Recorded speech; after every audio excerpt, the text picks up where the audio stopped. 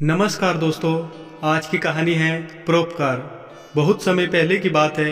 एक विख्यात ऋषि रघुवीर गुरुकुल में बालकों को शिक्षा प्रदान किया करते थे। उनके गुरुकुल में बड़े बड़े राजा महाराजाओं के पुत्रों से लेकर साधारण परिवार के बालक भी पढ़ा करते थे। वर्षों से शिक्षा प्राप्त कर रहे शिष्यों की आज शिक्षा पूर्ण हो रही थी और सभी बड़े उत्साह के साथ अपने अपने घरों को लौटने की तैयारी कर रहे थे कि तभी ऋषिवर की तेज आवाज़ सभी के कानों में पड़ी। आप सभी मैदान में एकत्रित हो जाए।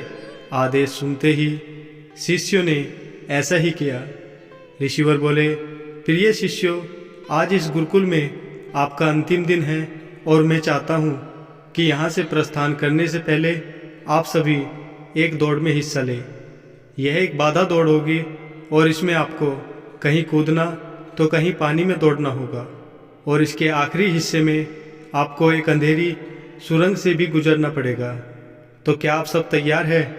हाँ, हम तैयार हैं गुरुजी, शिष्य एक स्वर में बोले। दौड़ शुरू हुई। सभी तेजी से भागने लगे। वे तमाम बाधाओं को पार करते हुए अंत में सुरंग के पास पहुँचे।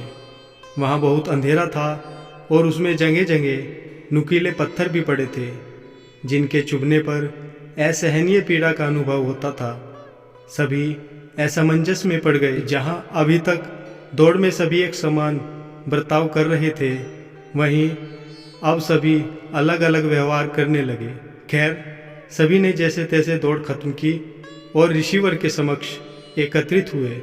पुत्रों, मैं देख रहा हूँ कि कुछ लोगों ने दौड़ बहुत जल्दी पूरी कर ली और कुछ ने बहुत अधिक समय लिया। भला ऐसा क्यों? ऋषिवर ने प्रश्न किया।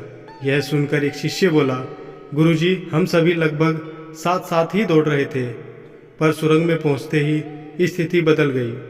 कोई दूसरे को धक्का देकर आगे निकलने में लगा हुआ था तो कोई संभल कर आगे बढ़ रहा था और कुछ तो ऐसे भी थे जो पैरों में चुभ रहे पत्थरों को उठा कर अपनी जेब में रख ले रहे थे ताकि बाद में आने वाले लोगों को पीड़ा न सहनी पड़े। इसलिए सबने अलग अलग समय में दौड़ पूरी की। ठीक है, जिन लोगों ने पत्थर उठाए हैं वे आगे आए और मुझे वो पत्थर दिखाए, ऋषिवर ने आदेश दिया। आदेश सुनते ही कुछ शिष्य सामने आए और पत्थर निकालने लगे। पर ये क्या, जिन्हें वे पत्थर समझ रहे थे, दरअसल वे बहुमूल्य हीरे थे। सभी आश्चर्य में पड़ गए और ऋषिवर की तरफ देखने लगे। मैं जानता हूँ आप लोग इन हीरों को देखकर आश्चर्य में पड़ गए हैं, ऋषिवर बोले। दरअसल इन्हें मैंने ही उस सुरंग में डाला था और यह दूसरों के विषय में सोचने वालों शिष्यों को मेरा इनाम है। पुत्रों, यह दौड़ जीवन की भागम भाग को दर्शाती है, जहाँ हर कोई कुछ न कुछ पाने के लिए भाग रहा है, पर अंत में वही सबसे समृद्ध होता है जो इस भागम भाग में भी दूसरों के बारे में सोचने और उनका भला करने से नहीं चूकता है। अतः यहाँ से जाते जाते इस बात को गांठ बांध लीजिए कि आप अपने जीवन में सफलता की जो इमारत खड़ी करे उसमें परोपकार की ईंटें लगाना कभी न भूलें।